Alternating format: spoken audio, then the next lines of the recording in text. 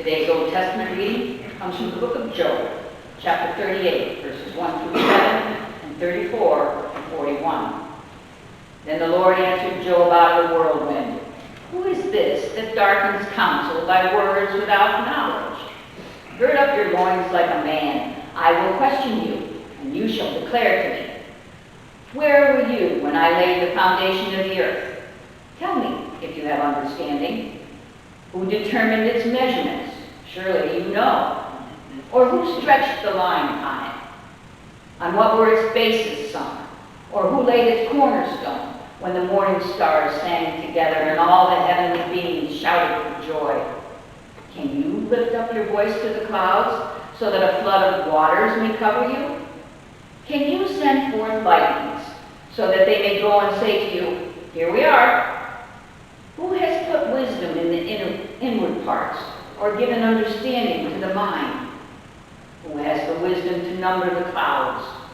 Or who can tilt the water skins of the heavens when the dust runs into a mass and the clods cling together?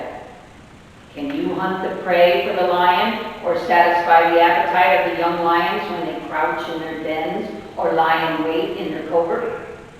Who provides for the raven its prey when its young ones cry to God and wander about for lack of food?"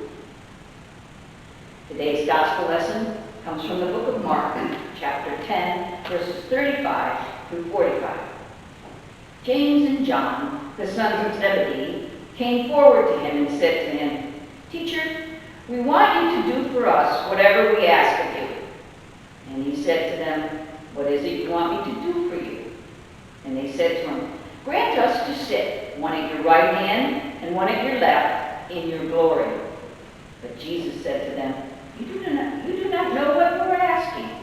Are you able to drink the cup that I drink, or be baptized with the baptism that I am baptized with?" They replied, "We are able." And Jesus said to them, "The cup that I drink, you will drink, and with the baptism with which I am baptized, you will be baptized. But to sit at my right hand or at my left is not mine to grant, but it is for those for whom it has been prepared." When the 10 heard this, they began to be angry with James and John. So Jesus called them and said to them, "You know that among the Gentiles, those whom they recognize as the rulers lord it over them, and their great ones are tyrants over them. But it is not so among you. But whoever wishes to become great among you must be your servant. And whoever wishes to be first among you, you must be slave of all.